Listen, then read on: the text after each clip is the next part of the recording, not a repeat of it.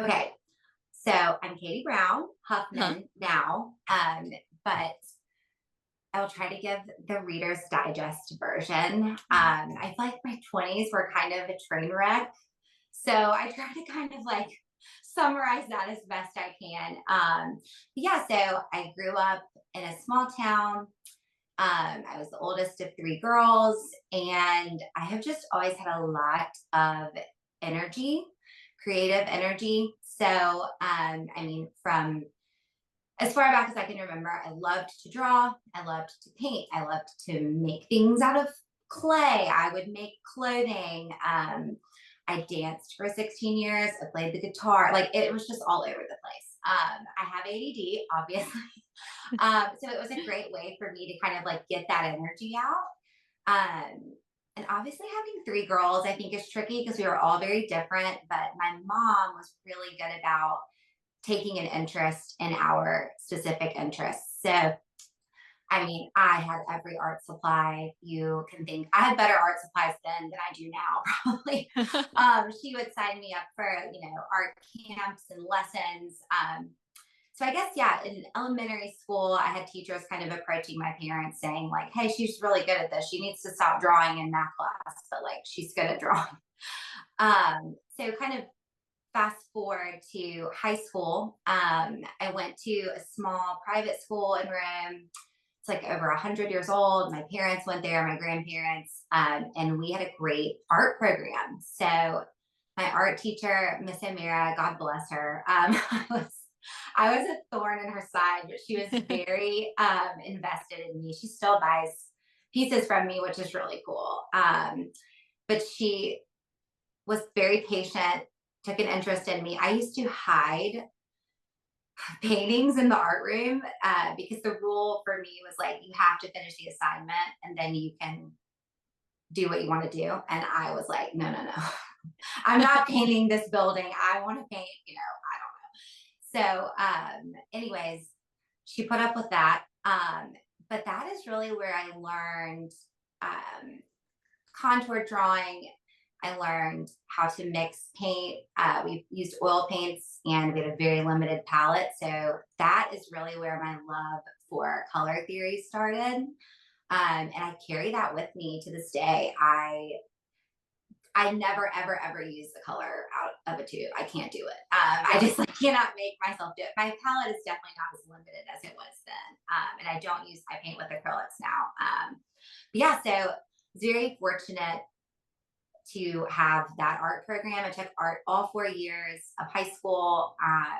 Danced 5 days a week, so my life was very structured. Had a lot of creative outlets. And when it came time for college, it was 2009.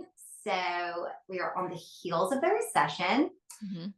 And I had just watched so many friends, older siblings that were very smart and had gone to great schools, come home and live with their parents and they couldn't get jobs. So I was terrified. I was like, what are we supposed to do? And my parents were very encouraging of like, if you want to go to art school, go to art school. You can major in art if you want to. But I think that's the one thing that makes me, I would never wish that we had Instagram when we were in high school. I'm so thankful that we didn't for other Right. reasons. But the one cool thing about Instagram is that it is what showed me what the life of a working artist could look like. But in 2009, I had no idea. I was like, I don't want to teach art. Mhm. If I go to school for art, am I going to just be a starving artist and have to get into galleries? And that seemed very intimidating and highbrow. And I was just like, I don't think I can do that. And I mean, I led a very privileged life, but I didn't have a trust fund. So it wasn't like, oh, if it doesn't work out, like you'll be fine. It was Right. like, you're expected to support yourself after you go to school. So I ended up going to FSU, so still far from home. Mhm. Um, but I guess growing up, I'd always had this idea that like I'm going to do something big and bold and different with my life and something creative. And that I'm just hearing over and over, you need job security, you need to be a nurse, you need to be a teacher. And so I got to college and I felt like everybody else kind of had it figured out. And I just had absolutely no idea what I wanted to do. Mhm. Um, had no creative outlet. I was basically going to class, partying, repeat, and that I crashed and burned. My anxiety completely like took over. So I ended up leaving for a year. I got into design school in California. I thought I was going to go do that. I ended up chickening out, went back to school with my tail tucked between my legs, and thought, like, I'm just going to put my head down and graduate. I was so behind. I ended up moving to Atlanta just to be closer to home and to finish school. Um, and graduated, and still was like, okay, now what? I Right. graduated with a degree in PR, digital branding concentration. And then I had like 6 different minors because I had so many. I was like a Spanish minor, art history, like anything you can think of. But luckily, then Instagram existed. And my best friend from FSU she was from Charlotte, and I had visited Charlotte, loved it. And she had started her own pet sitting and dog walking business, and she was killing it. And she was like, if you want to pursue the art thing, why don't you move here, work for me, make some supplemental income, and just like give it a shot. And at this point, I had been painting again, like since high school. I mean, for 5 minutes. But Mhm. I was like, sure, let's try it. Why not? So I moved to Charlotte, and it worked. I was able to pay my bills between working for her and painting, but I was doing only commissions. You've Mm. heard the story before. I was Yeah. painting pet portraits, recreating photos of people getting engaged, and I mean, just which were wonderful, and everyone that commissioned them, they were really special, but I was miserable. Mhm. I just felt like, because I hadn't been painting very long, I had no idea what my style was. I had no idea what my voice was as an artist. I could barely make myself go in the studio and paint. Like, I was just, and I mean, I was broke. So I was like, if I stop doing the commissions, I I won't be able to pay my rent. So I thought, okay, we're gonna put this on pause. I'm just Mhm. gonna get a job, and one day down the road, I can do this. So I worked a couple different jobs. My last job before I started doing this, I worked for 2 real estate agents. I got my real estate license, but I was still painting on the side. I vowed to myself, like, I'm not going to stop, because I knew from Mhm. having stopped in college, like, once you stop and try to pick it back up again, you kind of have to it takes a little bit to get back into your rhythm. And so was in real estate, got my license, was not passionate about it. Still, was dreaming of being an artist one day. And I got pregnant. We'd been married for like a year. It was a complete shock, surprise. Mhm. So we had planned to move to Greenville. This is where my husband's from. Mhm. Um, when we were ready to start a family, and we kind of did the reverse. So we built a house here and moved with a 2-month-old. 0 out of 10. Do not recommend doing that. It was a lot. But so I had looked into what it was going to take to get licensed in South Carolina. And I just was like, oh, I don't want to do that. And I just thought, okay, it's now or never. Like, Mhm. you're either going to get licensed in South Carolina, you're going to end up having another child, you're going to have less time, and you're just never going to do it. It's like, you've just got to do it. So I said to my husband, give me 6 months. Let me see if I can even do this, if I can sell anything. And if I crash and burn, then, I'll look into getting another job. Because I knew I did not want to be a stay at home mom. No hate or shade to anyone that is. I just am not cut out for it. Mhm. So I I think in February of 2023, I had a 4-month-old baby, and I finally got some help and had some time and started painting. And here I am. Amazing. So yeah, sorry. I'm sure that was like way longer than I meant for it to be, but I know it's always helpful for me to hear other people say, I didn't know what I want to do, and I worked Mhm. 50 jobs, and I just always am like, oh my gosh, that's me.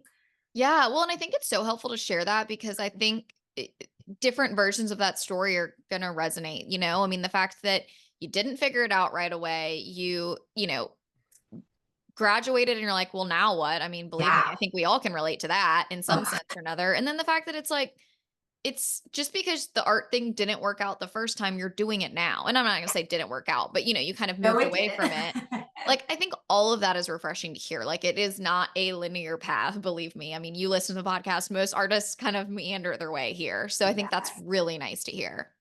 Yes. It was a journey. And it's funny because now I'm like, how did you ever think that you were supposed to do anything else? Like, I just look back at my life and I'm like, I feel like everything was just screaming at you, like, no, this is what you need to do. But obviously, that's not how it always works out. So, but Right. I'm Well, and it's here. everything you do leads you to be more informed and better at what you're doing now. I mean, I feel the same way. Sometimes I'm like, why didn't I start a podcast 5 years ago or 10 years ago? And it's like, I don't know, because what would you have talked about? I mean, it's Right. like, And I mean, I think like seeing how miserable I was painting hmm the commissions and feeling kind of like dance monkey dance, like, oh, can you paint this? Oh, can you paint this? hmm That was a valuable lesson. Like yeah, that completely sucked the joy out of this for me. And so now I know proceed with caution right. when I do, any kind of commission work. And now it's just completely different. But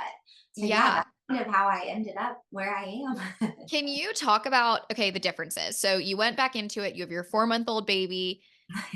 How did you approach it with fresh eyes this second time? And then also, how are you doing things differently? Because I mean, obviously, from just an outsider's perspective, you have a style. It doesn't look like you're doing a million and one different commissions. Like, how are you really approaching the business differently? And how's that working for you? Oh my gosh. Well, I feel like things are night and day now, from where I was even like 6 months ago. And that's honestly something I really loved about doing this is I learn something almost every single day. Like I just feel like I have just gained so much knowledge in such a short amount of time. But when I first started, just to be like blatantly honest, it was so I'm a little bit of a psycho. Like I am very intense and Hmm. obsessive. I think a lot of creatives are. I'm also very impulsive and like I want it to happen right now. I want it to be perfect. I want it to be exactly what I'm envisioning. And I think I just learned the hard way that like tough, that's not going to happen. You have Right. to get in there and make bad art in order to figure out what you're supposed to be doing. And when I first started, I felt like I had all of this like pent up creative, all these ideas that, because when I was painting on the side, when I was living in Charlotte, I was only doing commissions. So I wasn't Uh, really doing anything original.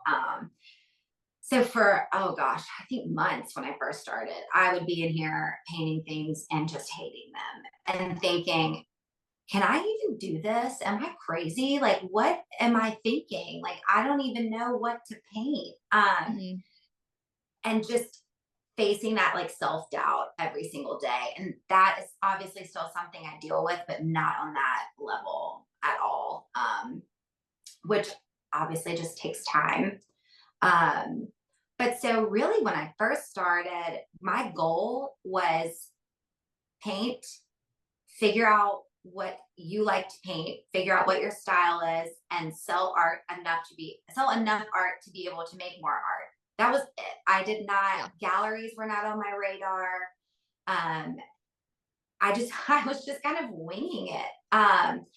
And what ended up happening is that I had I think three large collections in the span of a year, and then I think I released like one extra works on paper collection at the very end of the year.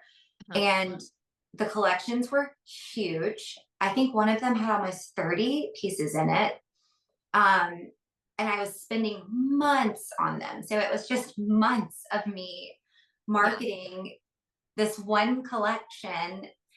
And everyone's different, but for me now, I know that like it's 10 to 12 pieces max in a collection, or it's not my best work. But I think when you're putting all this pressure on just a few collections, you get in this mindset of like, I've got to crank these out. It's been 4 months since I've sold anything. Yeah. And if I don't sell these and make money, like what have I been doing? Um, so after the first year of me doing it, that was like the biggest takeaway for me was I Mhm. have got to like diversify my revenue streams and I have got to break up these collections into some smaller, do some small works, do some works on paper, collaborations, like find other things to do so that you're taking the pressure off a little bit Right. because that pressure kills the creativity. You're like in there, like, oh my God, this has to sell. And what ended up happening is that I was so much more focused on what I thought would sell or what I thought people wanted to see than what I actually wanted to paint.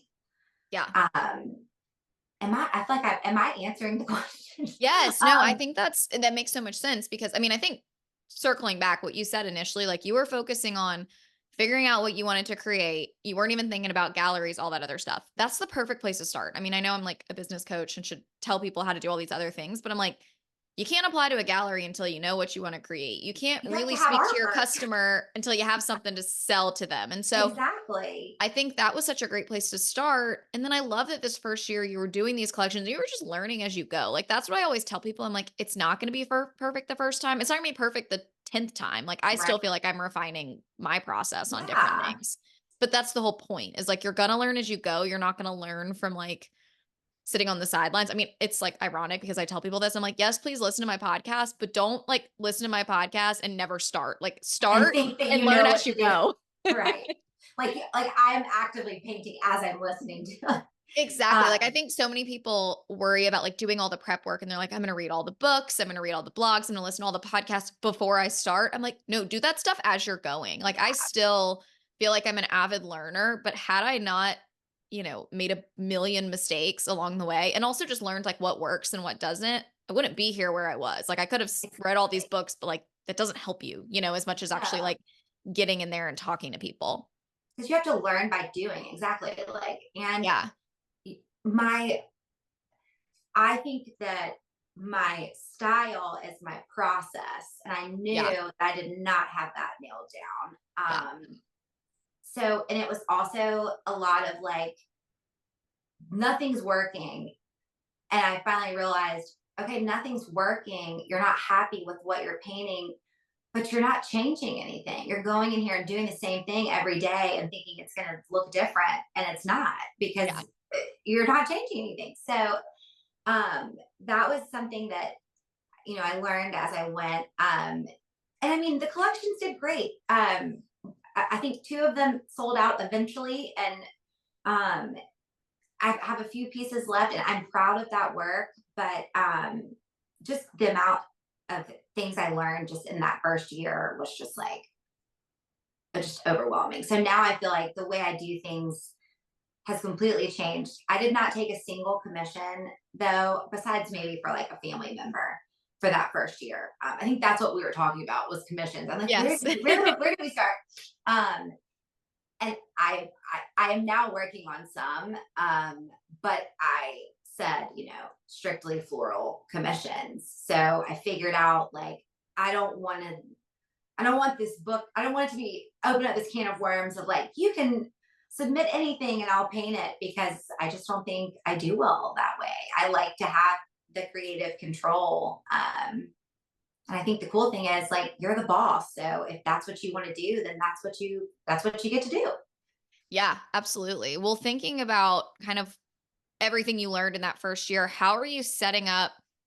I don't know if we want to say like your months or your years, but like how are you thinking about things now in terms of different income streams, how many collections, what like let's get really like specific I'm like, for oh lack my of better gosh, words. And I wish that okay, so it's I okay if you're sat still figuring it out. well, I thought I had it figured out and then good things happened, but so in January, I sat down and I was like, and I, the thing is, I had to quit my job in Charlotte a month before Hank was born because I had trained my replacement and that's when she started. So I didn't work for 6 months.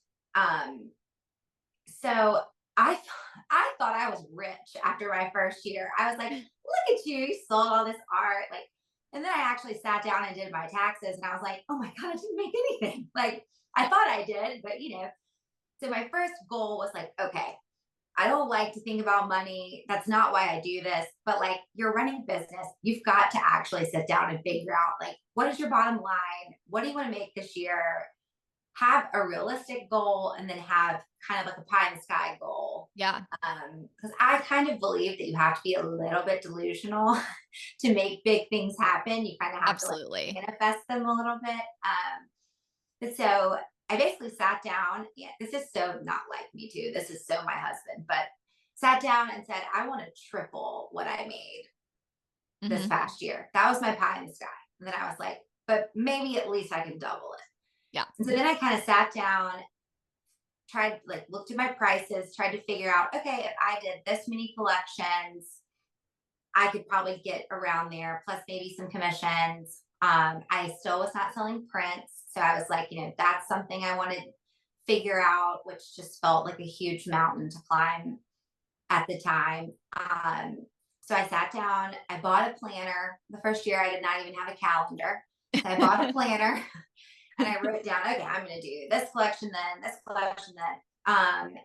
And I thought, okay, I'm going to apply to an art show. So I applied to the art room Greenville, Mhm. and we can talk about that later. But Yeah.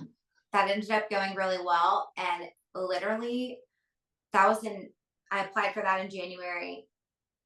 The show was in April, and basically from March until June, like I felt like nothing was happening, and then everything started happening. Like galleries were reaching out to me, people asking me to collaborate, all of these opportunities that I had dreamed about, but like thought were still kind of like Mhm. in the distance. So I just said yes to everything. And now here I sit and I'm like, oh my God, how and when am I going to do all of these things? So I really did have a plan for the year and it just kind of got completely scrapped. But I think that's a positive thing because Mhm. I do want to work with galleries. I just really hadn't sat down and figured out who do I want to reach out to and where do I think my work would fit in. And I think I've been really fortunate that like I've had a few reach out that were on my list anyway. So I'm happy to scratch my plans in order to send them work. But I'm already realizing that I'm overextended. So like I Yeah. think at the new year, this year, I'm gonna have to sit down and trim the fat, if you will. Like I'm gonna have to be like, okay, this is not serving me Right. anymore. And it's a commitment that I'm still having to honor. And even if I love working with this person, I just don't have time. Yeah. Um, so I've kind of gone the totally like the pendulum has swung completely the other way to where I'm like, I want to do both. Mhm. I'd like to still have things on my website, do releases on my own while also working with galleries. So I'm hoping next year I'll kind of have some established relationships to where I can actually sit down and plan out my year and have that kind of be a concrete plan for Yeah. what's going to happen. I wish I had a better example, but like, No, that's great. And I think it's also there's never really a plan. It's like you gotta go in with a plan, right. but You know that need it'll get shaken guidance. up. You need Yeah. direction, but then it's like I think I like to know that like okay, but if something comes along, I can still, put that on the back burner. But yeah, it's been it has been I'm like barely hanging on right now. Well, okay, I love hearing this and I want to go into the show and so much more of that, but I think it's so nice to hear that like I think what you did that was so smart is you set kind of like your pie in the sky, what does this goal look like? Because then I think you could say yes to opportunities that sort of aligned with that and would get you in Exactly. that direction and say no to things that didn't, but you weren't saying like my goal is to have to do these specific shows and Right. I have to do these specific things. It's more like my goal is to like reach this amount or go in this direction, and things that are aligned with that started to kind of fall into place. And it's like a testament to people are like, is it luck or is it strategy? And I'm always like, it's not luck unless you're prepared for it. And like you were doing all the work for the Greenville show to hit so that you could say yes to all these opportunities. Like, even if that was, I think that's what's always so interesting is people are like, oh, like it was lucky she went viral or whatever happened. It's like, no, but they were setting themselves up for this like catalyst moment to really like start the wave. And so it's no surprise that this happened to you because you were doing all the work up front.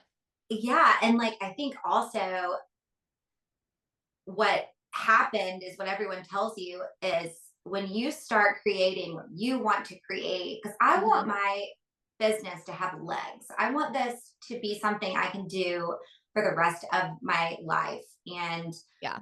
I knew if I keep painting things that I don't want to paint, I'm going to get in this loop where I'm going to keep attracting an audience that likes that style or that subject. And I don't want to be forced to keep doing that, like rinse, repeat, just keep painting the same thing. So I think I stopped caring about, okay, what if I shift and like all of my followers on Instagram are like, what is this? We don't like this. I was just like, whatever, I'm just going to do it. And I think what happened is that it attracted my audience, like the audience that I am looking for, like my Yeah. ideal buyer, my ideal gallery. Like, so, it was really a reassuring feeling to feel like, oh, like this does work. Like, if you really just go for it and your audience will come to you versus you trying to paint, for a specific group of people, I guess. Yeah, absolutely. Well, I want to go back and talk about that show. So, Okay. what made you decide you wanted to apply? How did was the show set up and like how did all these opportunities come out of it? Like were people at the show? Like just walk us through all of that. So basically, this is funny, and again, I'm like trying not to be long-winded, but I think this is a It's cool all full helpful. circle moment. My first collection, it was I did herons. They were really colorful and fun, and my mom and two sisters came.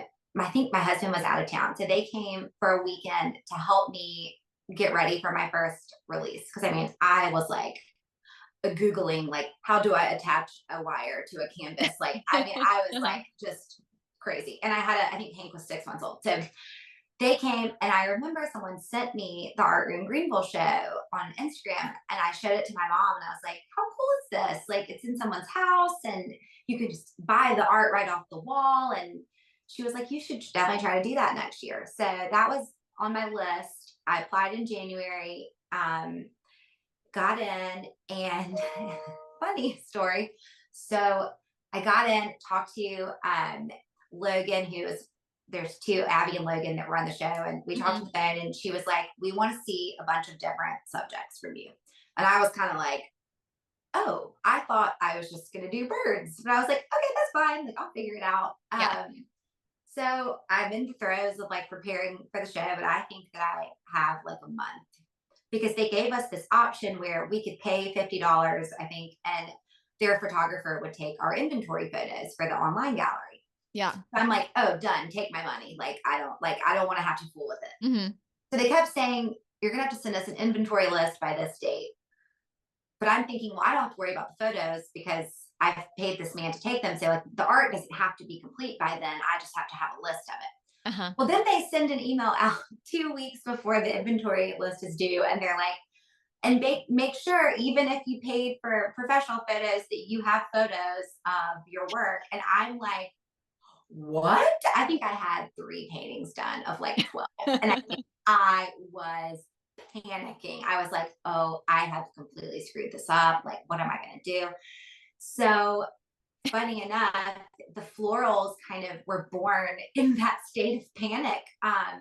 I had kind of been hesitant to do florals because I was like, oh, it's spring. Everyone's going to do florals. How am I going to make these original? Mhm. Um, but then when I had that time crunch, I was like, well, I just got to do it because like I don't have time to sit here and mess around. Um, so I did florals. I did a few herons and like some lily pads, but really just kind of went for it. They were all funky, very bright colors, and went to the show opening night. I was so nervous. I think I knew like one person. Lindsay Crafter, Lindsay Yeah. McCord was the first person I saw when I walked in, and we like locked eyes, and I was like, I know you. And she was like, I know you too. And she's such a great person to meet when you first walk She in. she really was, and she was like, "Let me show you where all of your paintings are." And she like walked me around and showed them to me. So that was like a warm welcome. But so I ended up selling out. I was the first artist in the history of the show to sell out, and I Wow. was just like, "What is happening?" I will say everything was priced too low. So I think that definitely played a role in it. But it was still just so it was a huge moment for me. And I loved doing it in person and meeting people. I have so many like artist friends now in Greenville, and like, Yeah. we need that. We need sounding boards and people to talk to. But yeah, I really just think that the work that I brought to the show, like I said, was really just authentic and different. And um, I had reached out to Well and Wonder back in 2023. And I kind of knew when I emailed them, like, I'm not ready for this. They're not going to have enough work to look at to really even know like what I would bring to the table. But Uh-huh. I'm going to put myself on their radar is kind of what I was thinking. And another artist, Kimberly Zuckley, Love reached her. out to me on Instagram. I'm obsessed with everything she does. So when she messaged me, I was like, oh my God. And she said basically, like, keep doing what you're doing. It doesn't look like anything else I've seen. And that is so huge. And she said, I'm going to send your name to Well and Wonder. I think you'd do great. And I was Mhm. like, well, I've already reached out to them and they didn't say anything. So they actually ended up emailing me the next day, and they were like, Katie, we've been watching you. We'd love to talk to you. So they reached out right around the same time, and I ended up, signing on with them. So it just all Awesome. kind of like, yeah, like I think it also speaks to doing anything in person is huge. Mhm. Obviously, people are, I don't mean this to sound like people aren't people, but people are resources. And Right. I Well, mean, and look at how these relationships have helped you. I mean, I think that's the thing that's yeah, so cool about the art world. Like, at least that I found through doing this is it's like uh, people actually like artists want to support each other. And they like, do. I, Yes. I don't know, like now that especially now that I'm talking to you, I feel like I know you. I'm like, if something came up and I could help you or could lend your name or could, Yeah. recommend you for something, it's like, not that I wouldn't before, but I'm so much more likely to now that I know you. And I think Right. that's what's so powerful about community, especially even if it's not just artists, just people in general.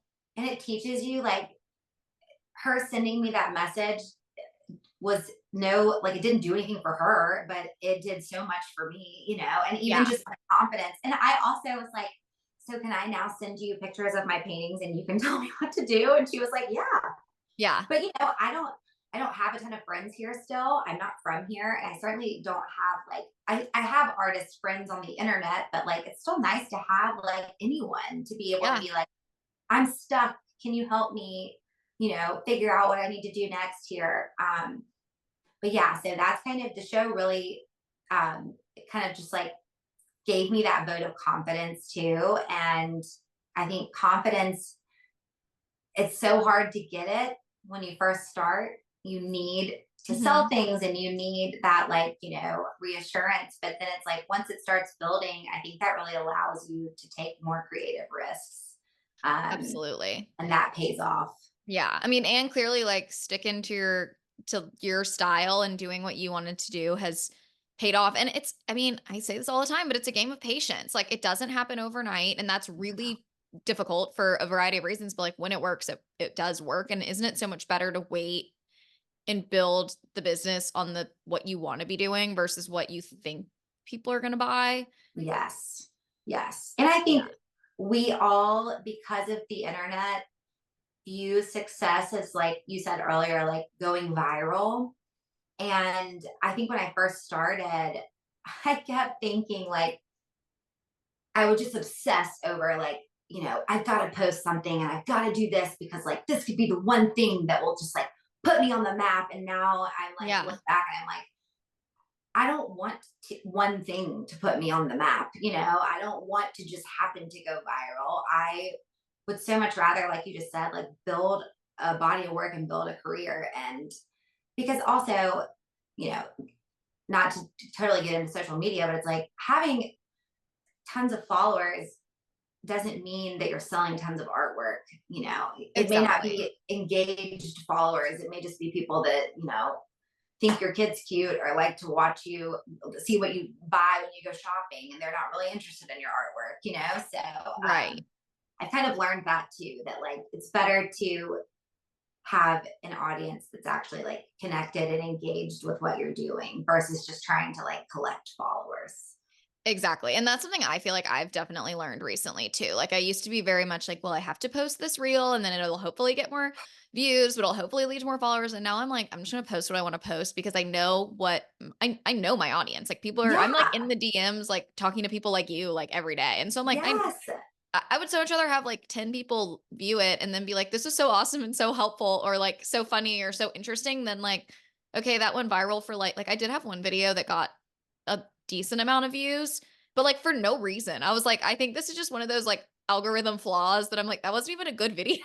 Yeah, that's happened to me. I like one that I really was proud of. I mean, it didn't like go viral, but I got way more views than I ever have. But Yeah. like, then I'm looking at it, I'm like, but like, what came of this? Like, I mean, maybe Yeah. I got a couple more followers. I didn't sell some huge piece of artwork. Like, I'm Yeah. not like going to be in some crazy big publication. So, like, I think moments like that make you realize it's not that serious. And I wish I could go back a year ago and grab myself and be like, go to the beach, enjoy being with your family, and stop worrying about posting a reel. Like, it's not that serious. Yeah. It's so true. And I also think the less seriously you take it, I mean, you have to do it to an extent, but like the less Right. It's seriously a you take it, job. the more people actually appreciate it. Like I used to be so like, I don't know if like professional is the right word, but like uptight about what I'd post. And now I'm Yes. just like, here's what I'm doing today. And like, This is me. it's kind Right. of, and I feel like people resonate so much more because they're like, oh, she's just normal, like, whatever. Yes. And Yes, I think so, it's like it comes off as more authentic. And like I personally, that's the kind of content that I want to consume. So why would right. I think my audience is any different? Like, Right. And I mean, when we talked about doing this podcast, like I reached out to you because I mean, we didn't know each other before, but I was right, seeing your content on Instagram and I was like, I feel like I know her. Like she seems like someone I would want to hang out with, which is a good indicator that yeah, I'd want to interview pretty much you. an open book, and I like, Yeah. And it's whereas, you know, I it- I don't know. It's like you do a good job of presenting yourself. Can you thank speak on you. that a little bit? Like what is your I don't know. My I don't want to say philosophy. strategy, but just like how do you use social media and like what platforms are you on? So I am on Instagram. I have a Facebook page, but like, I mean, that's just Yeah. like, I think everyone does, but that's not really, I don't think I get like sales from Facebook. I get a lot of likes from like my mom's friends, but that's about it. Yeah. I do have TikTok. I am the laziest TikToker ever. I literally download my videos from Instagram and repost them to I TikTok. do too. I don't know how to work TikTok. And right now, I just don't have time to like dedicate to that. But as far as like my strategy goes, um, one thing that's like very, very niche, but like I think helped me a lot, and I'll touch on that first, is when I sat down and did my whole like, I'm going to plan out this year, I was like, okay, social media, nothing's happening. I feel like no one's seeing my work. I'm so burnt out. And the problem with it is, you are not motivated to create content if you feel like no one is seeing the content. Like, once you feel like it's getting some engagement, that's when you're like, oh, this is kind of fun. Yeah. Like, so I listened to uh, Brooke Ring, who is a Greenville artist. She also does florals, Uh-huh. and she kills it. As far as social media, like she kills it. Yeah. I follow her. I always am seeing I was her about to say, reels. I'm sure you know who she is. Yeah. Yeah. She has a podcast, and she was talking about kind of like her strategies as far as Instagram goes. And she was talking about how the algorithm kind of favors consistency. And I was like, oh, okay. I'm literally Googling every day, like best time to post on a Tuesday, Wednesday. So there was no consistency. And she also said, I post at night because that's when my kids go to bed and that's when I have time. And it just like light bulb. I was like, that's when I'm on my phone because I also have a toddler. Mhm. And so, like, that's my audience. So I'm over here, like, really overcomplicating this. Like, Yeah. my audience is on their phones after 7 p.m. So, like, When you're on that's your phone. right. So I started posting at the same time every night when I do post, like 8 or 8:30, and immediately my engagement was so much better. It was wild. I mean, I'm not talking about like, thousands of likes, but I just immediately could tell I was getting more DMs about things I was posting and like Yeah. having conversations, like you were saying. So um, I think just like I was saying earlier, don't overcomplicate it. Think about like, who is my audience? My audience is me. Yeah. Or, me plus 10 years, but like still kind of the same thing. Like they're going to be on their phone after work at night. I do all of my releases at night now. And since doing that, my sales have been better and faster because I think that's when people are shopping. That's when they're on their phones. Yeah. So that was kind of cool for me to be like, okay, quit Googling things and think about your specific audience because Google doesn't know who you are or who your audience is. Exactly. And you kind of have to think about yourself. Actually, this is like a funny random story, and this is not advice, so people should not take this, but it was funny. I it was probably 2 years ago when I first started dating. So probably 4 years ago. I don't know. When I first started dating Jack. And I'd always go over to their house and we'd watch football and like I would like play on my phone and look at art and whatever. Right. And so I was Not watch noticing football. with the Scouted Studio, so many of my art sales were during the national championship. Of It course. was always, it wasn't like the Super Bowl, but I was like, these women are doing what I'm They're doing. bored. They don't want to watch And I like football. football. I'm from the South. Like I love Me too. football, but I was like, I mean, I'm not saying this is not advice. Do not do a collection launch like during the Super Bowl, Yeah, but it maybe was not really Super Bowl. funny. And that anecdote is just to share, like, kind of notice how you interact. Like I used to really schedule all my reels and really think about it. And I'm like, just post it when you're on your phone because odds are that's when your audience is also on their phone. Exactly. And And also, it just feels more like you're doing it, you're posting it, you're on your phone. So then if you are getting DMs or people you are saying already can respond. You're not you're like, yeah, more I actually, and this is like a side note, it also doesn't even matter that much. I accidentally scheduled something like I didn't mean to, but I scheduled a reel and I didn't realize it just scheduled for midnight. Like it was one of those, I think it like auto scheduled because it was like at right. midnight and it posted and it got a little bit less views, but honestly, like it did better than some of my like reels I Like really try on. decent. So I'm like, it really doesn't matter. Like I just tell people, I'm like, don't waste your time.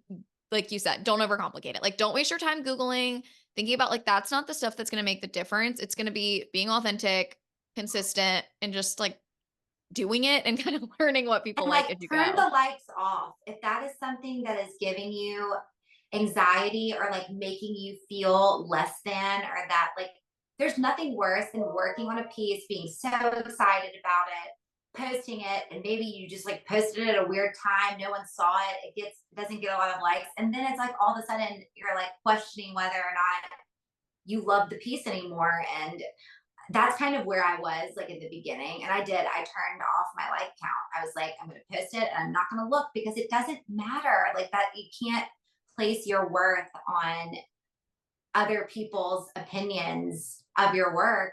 And I kind of made this rule for myself of if I would not let someone dress me or decorate my house, then they are probably not my audience. And their opinion of my artwork is their opinion, and it doesn't really matter because they're not going to buy it anyway. Like they're just not. That's not my people. We have different Exactly. styles, And I and think that's that's okay. also like that's fine. Like Yeah, I don't need my art to be for everyone, but I want the people that really like it to I like it. don't And want it to be for everyone, and that's something I've realized too. yeah. Is I'm not Target. I'm not Home Goods. I would so much rather someone. This may be like a really polarizing thing to say, but I would so much rather someone look at a piece of mine and go, "Ugh, that is not for me," than to just look at it and be like, and just never think about it again. Like I wanted to evoke some kind of emotion in you. Yeah. Because if you hate it, that's fine. Somebody else will love it. there are so many people in the world, like someone else has to think it's cool too, you know? Well, exactly. And I mean, as someone who's selling original artwork, you're, for the most part, you're appealing to people that care about their homes and decorating it and, in a sense, being unique, which is different than people are like, I don't want, this is like a blanket statement, but I'm going to say it anyway. Like people that are shopping at like Home Goods and Target are just buying Right. something to fill the wall. And Exactly. Which is so fine. it's, Like we've all been there. I oh get it. yeah, but it's like two different Yeah. categories. Whereas like when I'm investing in an original or even like a nice print, I'm thinking about the frame. I'm thinking about where it's Yeah. going to go. And I'm probably thinking about like also like my bookshelves and my Exactly. versus like I know Jack, he has this like Home Goods piece of artwork that like we still have. And I'm like, this is like goes against everything I believe in. This But is like literally like a you good like try to it, live so it. we can keep it, but like Yes. people can't see that I own this. Like never will this be on camera. But no, which is funny because I think too, like speaking on social media, and this is like the last thing I'll say, but I think this is important. I feel like when I first started too, there's kind of this like trend around artists pushing back on social media, talking about how much they hate it and um, they hate being on camera. It's about my art, it's not about me. And so I kind of felt like, okay, I need to have like art, all this, like, my feed needs to be very artsy and there needs to be like mystery almost. Like I don't need to be the face of my whatever, like kind of this like tortured artist vibe. Yeah. And I find which is fine because some people do hate being behind the camera and some people do hate, content creation, all of that. I don't hate it. I don't always have time for it. And when I don't have time for it, obviously like that gets stressful. But what I realized is like I'm a big personality. I am outgoing. I am an open book and I don't mind being behind the camera. I don't mind showing myself and talking like that's who I am. So instead of kind of trying to put on this air of like, oh, it's not about me, it's about my art, I'm now like, I am my art. It's all the same thing. It's a Yeah. representation of who I am. And my art is big and loud and has a personality. So why can't I? It's I don't know. I think the content creation process becomes easier when you think about what you're putting out there as like you. Like your art Yeah. is you, you're a part of it. And again, different strategies for everyone. And I think Yeah. people hear like, oh, I have to be on camera and they immediately think like they have to be an influencer and do like outfit of the day and like shop. And it's like, no, No, you could just show up and like just turn your art around or show that you like are drinking your coffee in the morning or like whatever. And it exactly. can do what feels like you. And it's totally fine if you do want to show your outfits of the day or whatever. But like Right. And that doesn't have to be something you do all the time. Like you're not married exactly. to it. Like, because I love to shop. That is who I am. That is how I love to spend my free time. I like to look at clothing. So, like, of course, that's going to spill over into my social if, like, I'm just showing my life. Right. And I feel like we all feel like we have to put that disclaimer of, like, I know I'm not an influencer, but, and it's like, at this point, like, who cares? Everybody shows what they're buying. Like, and Yeah. I love it because I feel like, especially as a woman, it like brings us together. Like we all love to talk about what we're buying and what we're buying for our homes. And so I think it's cool. I think it creates community and conversation. And so I've just kind of like leaned into I'm just gonna like be myself. And sometimes I feel like I'm getting on everyone's nerves. I think that's just like, our own like self-doubt. But I'm like, that's fine. If I'm getting on their nerves, they're probably not going to buy any artwork from me. So I who mean, cares? that's the way I feel. I'm like, this is who I am. And if, I mean, Yeah, if I'm not for you, especially in what I do with like coaching and stuff, I'm like, I have to show my personality because if you don't like my personality, you should not want to work with me. You don't like, if you exactly. don't like my voice, you're probably not going to like the podcast. Probably not going to listen. Right. So, like, So I'm then like, I that's gotta feel fine. like I have to show up on Instagram because I'm Yeah, like, it's giving you a taste of like what I do. exactly. So yeah, I completely agree with all of this. And I think this was like a very good like rabbit hole for us to go down because I think it's Yeah. so, so, so important. But People just get so like, it really can be like a weight to your ankle, I think, in the beginning because it makes you overthink everything. And now, like, my motto to myself is literally like, it's not that serious. Like, yeah, everyone else is so much more worried about themselves than they are about you. So like just do it, post it, and move on. Love it. Well, kind of thinking about like changing gears a little bit. Yes. You've grown a lot, you've been doing a lot, you've learned a lot. I feel like we've covered all of that. What have been your successful moments? So I mean, I know you're in the thick of a lot of success right now. I Um, mean, kind of, and then I'm also just in the thick of like still figuring it out. But yeah, but I mean, yes. just touch on like what are like, wow, I'm really doing this moments. And then also what are some things you're looking forward to? So we talked about the art show. That was big. That feels like so long ago, and it really wasn't. And that's the crazy part to me is I think about these successes, and I feel like it was so long ago, and I'm like, Katie, that was literally like 3 months ago, you know. Yeah. And I think I hope that's encouraging to people because it just shows you how quickly things can change when you put the work in. Um, and that's I worked my ass off for a year. I did nothing but paint. I was crazy about it to the point of, Yeah.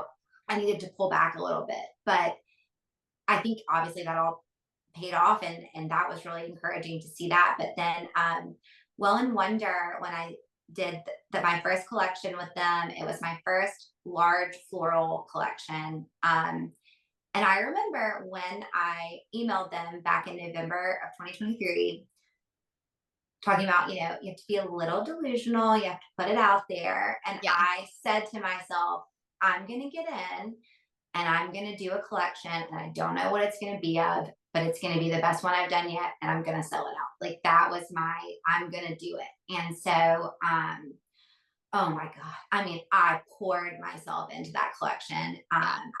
I didn't sleep the whole week before because that's who I am. Right before a release, my husband knows like the monster is coming out. Like I'm trying to get better about it, but Yeah. I'm just perfectionist. So, anyways, I did an Instagram live with Molly Greason, the Mhm.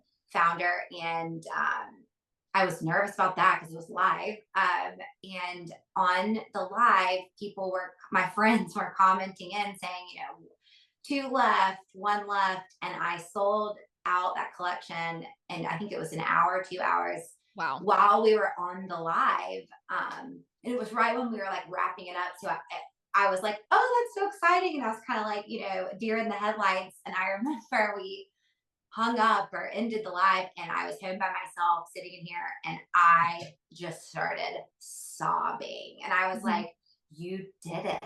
Like, oh my God. To whose expense? I don't want to get into that. Like, I had worked myself to death but I was just like, oh my God, you did it. Like you put Yeah. it out into the universe and you did it. So that was it. That was huge. That was also cool because that was my first like gallery representation. So to see because I have a lot of repeat collectors, which I love. But just to see new names and new states and places that all of these paintings were going to was just so encouraging. And Yeah. also, again, just like that collection felt the most authentic of any that I had ever released. And to have it be so successful was just like, okay, you're doing something right. Like, keep going in this direction. But then since then, I think like maybe a week after that, Shane Gallery in Mhm. Charlotte, which is on Selwyn Avenue, which is where I used to live, very familiar with them, reached out to me and I let the message sit for like a week because I was just like, I can't, like, my mentally cannot wrap my brain around this. So Yeah. I finally opened it and talked to Sybil, and I have my first official gallery. I'm doing a group show in October Awesome. for them, and that was huge for me to have them reach out to me. And just because that's a gallery I'm familiar with, I used to walk past it every day. Yeah. I mean, that's just like huge. But then, literally a week after that, so before I was in Charlotte, I was in Atlanta. And I'm from an hour northwest of Atlanta. So, Mhm. grew up going, and Greg Irby reached out to me, and that My was favorite. That was I my, like, favorite gallery growing up because 'cause I'm from Atlanta. oh, are you? I didn't know Uh-huh. that. Yeah. Oh, we could play like all the name games. Yes. But yeah, so I mean, I was like, oh my God, oh my God. I mean, every artist they represent, I am obsessed with, have followed for years and years and years. I called my mom immediately. She's like, oh my God, is that the one in Peachtree Bagel? You know, and I'm like, yes, that's the one. So then I get on the phone and I'm like, yes, yes, yes, yes. But I cannot send you any work until like February. I was like, I'm just gonna go ahead and tell you, I am so overextended, but like I will figure out how to make this happen. So all of those things happened literally within a span of 3 months. Um, Amazing. so I think that just speaks to like it can happen, it will happen. I'm just a big believer in you cannot work as hard as you've ever worked on something and put your blood, sweat, and tears into something for so long and not have something good come out of it. Like if you're focusing on your work, because that is what it all comes back to, right? Is your artwork. If you don't have your artwork, you have nothing. It's very easy to get wrapped up in branding and the social media of it all. And I think I have just always reminded myself, like, no, you need to get back in the studio and focus on like the thing that really matters. And I think that that has paid off. So it's just good to know that like it is hard. It's a lot of work, and you have really hard days in the studio sometimes. But like, if you keep your head down and just focus, then like things can happen. Yeah. So, because I mean, there were times in that first year where I was just like, the needle is not moving. Like nothing's happening. I'm selling art, but like nothing big is, But I think Mhm. also you have to realize too that like sometimes you have to put yourself on people's radar. Yeah. Um, like I did with Will and Wonder, like, Kimberly's definitely, you know, endorsing me definitely helped, but they wouldn't have been following me had I not emailed them in the first place. So I think you kind of have to put yourself in the path sometimes. Absolutely. Yeah, Yeah. those are my I say those are accomplishments. I have not sent either gallery any work yet. But we're working on it. I'm planning it right now. So that's gonna be really huge for me. And I'm just like so, so excited. I'm so excited. I mean, that like hearing that kind of gave me chills. Just the like how far you came and that I mean, the fact that you emailed Well and Wonder and then they reached out to you. And then Shane Gallery, where you used to walk past every day, reached out to you. And then Greg Irby, that's just amazing, It's reached out. crazy. And Yeah, like it's amazing. it's validating too. Because like I said, galleries were never really on my radar in the beginning. But my dream is I'm obsessed with interiors. That's really like my process right now. My grandmother is a decorator, and I am her. Like basically just like remade into her. Uh-huh. So she every year for Christmas gets me subscriptions to different interior design magazines, which is like the best gift ever. So I have like stacks of them, and I will just pull out pages of rooms. And I almost have been painting like I'm doing a commission, as if that's like someone's space that I'm doing a commission for. Mhm. And that has been like so inspirational. So that's kind of been like the way I'm like working on things That's the now. best mental trick, honestly, like mindset hack. I feel Because like if you I've get overwhelmed, it's like you need to have like something to like bring you back in and help you it focus, gives you a project, and I think it also gives you that sense of encouragement and, like, confidence. I feel like I've gotten really into not gotten really into, but I've reinvigorated my love for magazines recently, and it's Yes. true, like, I tear out pages, I tear things I like, and for 2 reasons. One, I'm like, I just redid my office, and the wall behind me is not that cute, but No, it it's cute. I think it's, it's like, very me, and it's in to an extent, it's my tiny little office, but it's like, I wanna surround myself with the space, even if it's not my whole house, just, like, the space I want my art to be in. And then I also like am looking through these magazines all the time and it's like, okay, what kind of homes do I want my work to go in? Like, Exactly. why am I creating work that I like don't envision in these places? You know, it's Or like like that I don't even want to hang in my own that's home. the biggest thing. Like so many artists are like, how do you find your style? I'm like, paint a ton and think about what do you want in your own home because art sometimes takes a while to sell. You're going to want to live with it. And And like, if you don't, like when we first built this house, it's white walls. mhm, And those first three collections I painted, I didn't want to hang any of it. And I have plenty of wall space. yeah, and that's a sign, you know? Yes, like 100%. And now with the florals, I'm like, when I do like a photo shoot every now and then, like of them styled, I like don't want to part with them because I'm like they Yeah. go with my home. But and the, I'm like, why was I talking about this? But I think that is something I've kind of figured out about the galleries, like that space is that like if you want to get in with designers, which is something I like am really interested in, I think that's a great like avenue for that.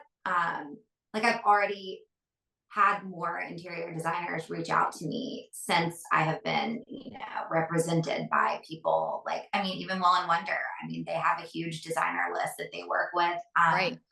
So again, just kind of like figuring out like I think this is my audience and just kind of trying to like manifest. Yeah. I I love that. I mean, I think you're like such on the right path. I think all of this has been such great advice. And I think this is a great place to kind of round out, but I'd love to conclude with what's just an overarching like piece of advice, lesson, book, app, like anything that's really helped you that you think you can share with our audience. I'm like, oh my gosh. I feel like I've already like said a lot, but seriously, this podcast helped me so much because like I said at the very beginning, you think everybody else has it figured out. You think everybody else was like given a studio outside, like right after college and had a cushion to fall back on. And you kind of feel like, well, I have to work for all this. And listening to other artists speak, you realize that is absolutely not true. And Mhm. most everyone has gone through trials and tribulations to get where they are. And that kind of touches on the whole viral thing. Like, even if you think someone went viral overnight, I guarantee you they have been in their studio working for years to get to that point. So, I think another big thing for me that I've learned is comparison is hard. Um, Obviously, as artists, we consume so much art content. Like that is what my feed is other artists. And I love it. I could look at it all day long, but I Mhm. think it's a natural reaction to look at it and be like, oh no, like I love that. And I think in the very beginning, when I was having these really hard studio days, you'd look at someone's work and it would be like a completely different style from yours, and you'd be like, maybe that's what I should do. Maybe I should just do that. And it's like, no, no, no. You can look at it, appreciate it, think it's great without thinking that you need to make your art look like that. Right. Um, and in that same vein, like just the other day, an artist that I follow, we're like around the same age. And for a little bit there, I kind of felt like we were like around the same, like level, like we were same followers. And she's just like blown up. And I had a moment where I was like, well, what is she doing that I'm not doing? But I think the way that you can really flip the script on the comparison is instead of thinking, what is she doing that I'm not doing? You can think, I'm we're so similar. If that can happen for her, it can happen for me. So using other people's success as like, that's so great. And like, that makes me believe that like this can happen for me versus like, Mhm. oh, it's never going to happen for me because it happened for them. Like there's a seat for everyone at the table. And like, no one has to fail for you to be successful. Everyone can be successful. Exactly. And I love like I'm such a nerd, but like I love when artists do collection launches and I see like 5 left, 4 left, 3 left, sold out. It's like, okay, that's great. That means people are buying art, people are supporting Yes. artists. Like if Yes. anything, it's an indication that that can also happen for me or for these other artists. Like it's not, Exactly. I mean, unless we're painting the exact same thing, which hopefully we're Exactly. not for a variety It of shouldn't reasons, be, like right. it's it's just a positive. And so I think that's a really, really just great piece of advice and a good mindset to have. Yeah, because comparison will, I mean, it will destroy you. Like, and if I feel like it is, I stop. Like, I will stop looking at other artwork if I'm having, especially if I'm having a tough time in the studio, instead of looking to other people's work for inspiration. I'm like, we got to find inspiration somewhere else, Yeah. like the magazines, or like I look at interior design photos and not photos of other artwork. But yeah, don't let the comparison keep you from like, because it can just like knock you off your path completely. Hmm. So I think that's like my I feel like I've given a lot of like tidbits, but It's I great. also feel crazy giving advice because I'm like, I'm hanging on like a loose tooth over here. Like I don't even know. I'm like, don't say yes to everything if you truly like say yes to as much as you can. But I think that's something I've also learned this year is like you cannot overextend yourself to the point of your work, suffering from it. And I don't think I'm there yet, but I think if I took on one more thing, then that would be where I am. Yeah. So, Well, it's a good thing to be aware of too. Like just aware of your time constraint, like your limits basically. and like I said, I am not a planner person. I now have a bulletin board. It's really ugly, so I covered it. But Yeah. it has post-its with every single deadline and when the work is due for that deadline. And when I do it, I take the post-it down. And for me, if I don't see it every single day, I will literally forget. Like it Yeah. will, like the art show, 2 weeks until it's due, and I'm over here like, oh my god, what am I going to do? So, but yeah, I think don't overextend yourself to the point of it like just absolutely being too much. But obviously, also at the same time, if a great opportunity comes along, like sometimes you just gotta like figure it out. Yeah. Well, this has been so great. Can you Yes. share, like, this has been so fun. Can you share how people can follow you, learn more about you, go to your website, shop your stuff, all the things? Yes. So my Instagram is Katie Brown underscore art. Because I mean, how many Katie Browns do you think there are in the world? I can't even believe I got that handle. So Katie Brown underscore art, katiebrownart.com. Um, so you can shop my, I don't have any prints available right now, but I have canvas prints available on my website. And then I think I'm Katie Brown underscore art on TikTok as well. Don't expect a lot from me over there, but I am on TikTok. Um, and yeah, I'll have three floral collections coming out before the new year. So lots of exciting stuff going on over here.